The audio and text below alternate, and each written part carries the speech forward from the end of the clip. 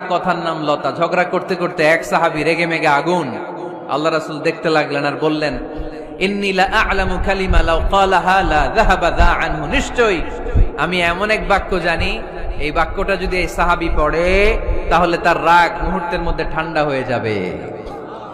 ওই সাহাবী বলল, ইয়া রাসূলুল্লাহ, বাক্যটা কি আমারে শিখিয়ে দেন, আমি চাই আমার রাগটা যেন থেমে যায়। আল্লাহর রাসূল বললেন, তুমি পড়ো আউযু বিল্লাহি মিনাশ শাইতানির রাজীম। সবাই পড়েন, আউযু বিল্লাহি মিনাশ শাইতানির রাজীম। তাহলে রাগ কমানোর দোয়ার নাম কি?